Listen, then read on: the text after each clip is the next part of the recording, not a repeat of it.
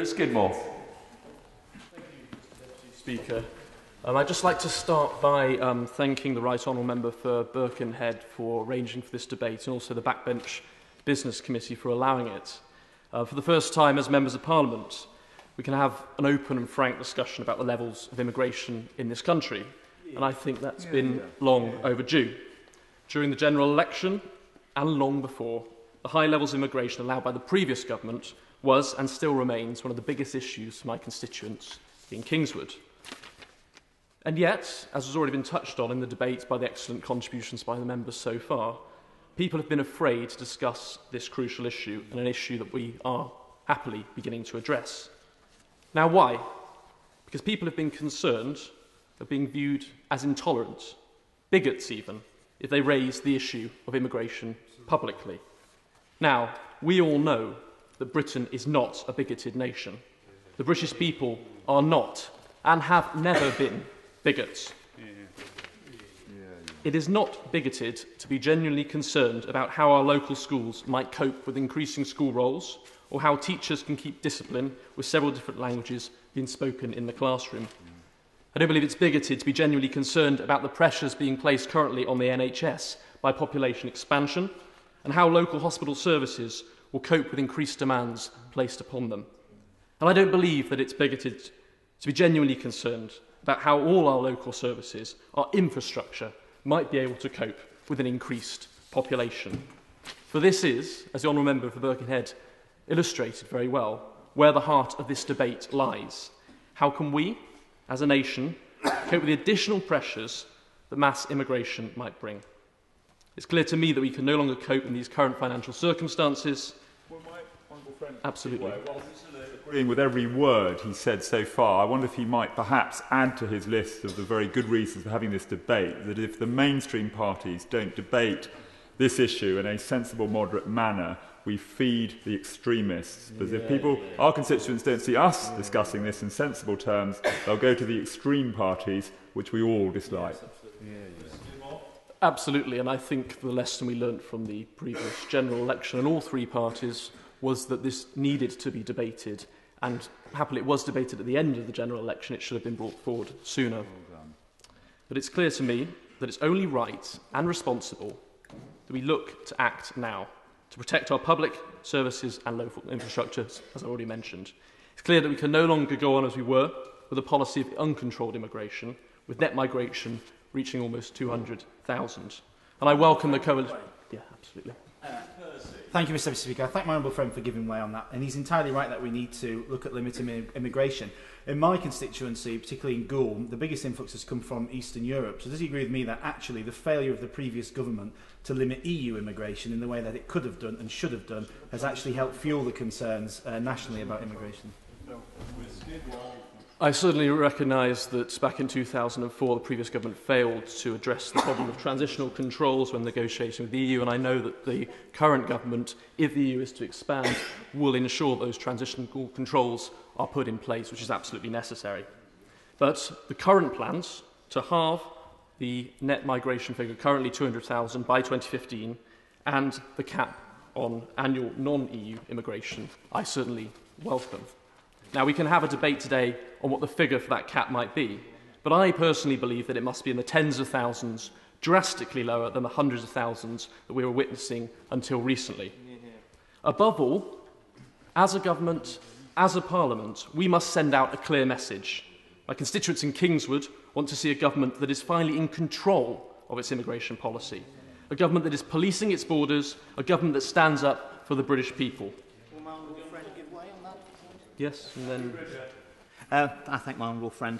Would my honourable friend agree with me that there is an argument for the control of immigration, which is obvious to anyone with a basic grasp of mathematics, and that is that we are an island of limited resources, and the more people in the country, on average, every single one of us will get less. I certainly agree that our own circumstances as an island places us in an unusual situation compared with the rest of Europe, absolutely. Now, gentlemen, yeah, absolutely take your point. I'm just wondering whether the honourable gentleman would agree with the IPPR think tank, which said that what often gives the public the impression that immigration is out of control is politicians making promises to clamp down on immigration that they cannot deliver. And wasn't that actually the lesson of the whole era of New Labour, when they actually promised to be tough on immigration, but because they wanted to appease the Daily Mail continually, they simply had to keep on trying to produce different immigration and nationality acts, which actually damaged this country in terms of fairness and its sensitivity to people of different colours and different races. Absolutely, and as individual members of Parliament, we each have a responsibility to our constituents to make sure that we have a fair but firm and a responsible debate here, but also in our constituents, and the literature that we put out in our constituencies also needs to reflect that. And I've seen, obviously I can't comment on it, but the recent case obviously reflects that. Now, I talked about the British people, and I want to press this. British people who have invested in this country, who've paid their taxes for a year, funded our schools, our hospitals, our roads, it is in their interests that we must stand up for. We must fight on behalf of our constituents who go about their day-to-day business, getting on with their lives, paying for our local services, indeed paying for our salaries. That is our duty, both as legislators in this House and as constituency MPs.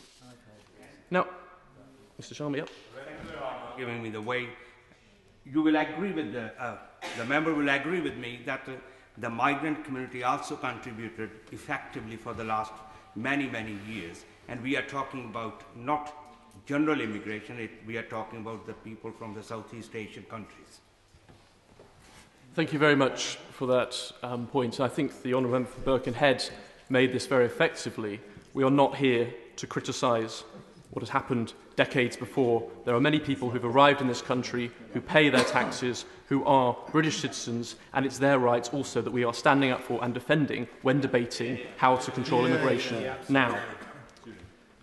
It's not bigoted, I believe also, to be genuinely concerned about the future of our nation and its future generation, those young people who are in desperate need of jobs and employment. Now, of course, and the honourable member of theirs also raised the issues of business. We need to listen to the voice of business if we are to succeed in bringing about an economic recovery, especially those international industries who choose Britain as their base. But this is why, when a cap is placed on immigration next year, we must be sure that those who are allowed into this country are only those who this country needs and will benefit from their expertise. Yeah, certainly.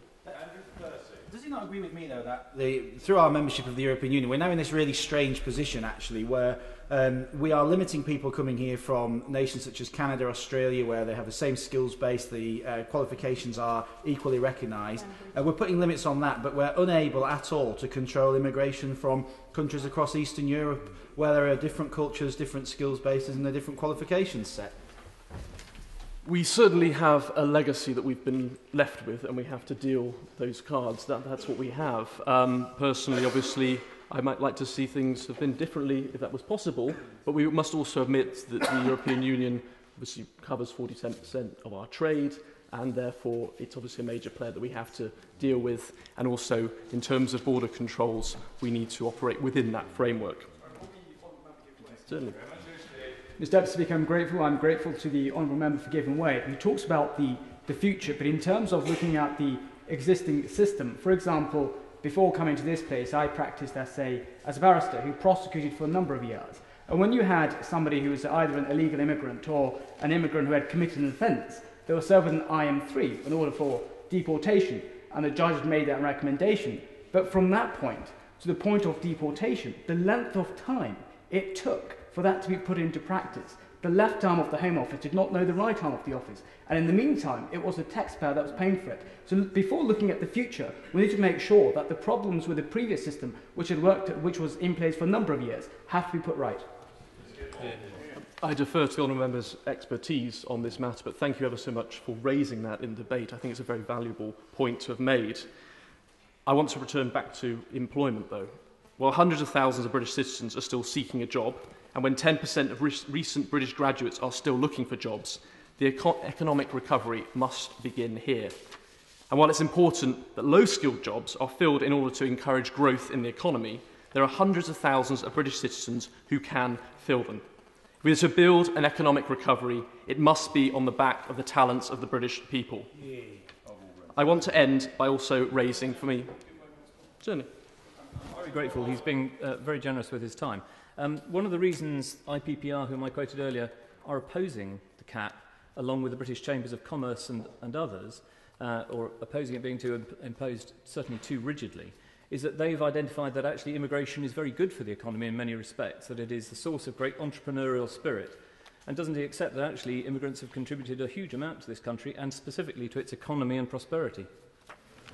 I would never deny that fact, but the simple point remains is that we're not accountable to the IPPR.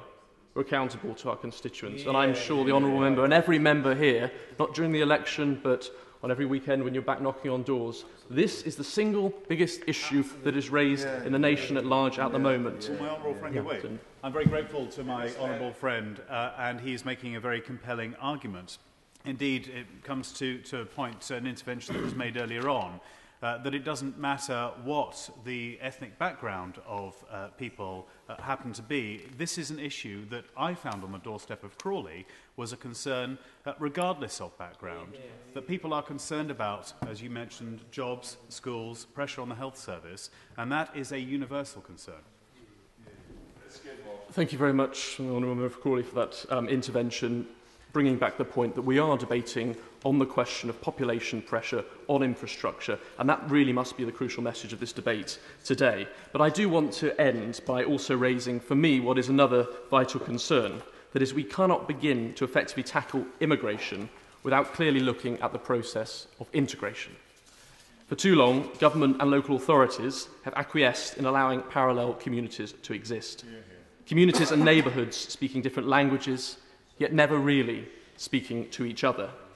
In every council, thousands of pounds of taxpayers' money, in some cases nearly £500,000, are spent on translators and interpreters, on leaflets produced in every language imaginable.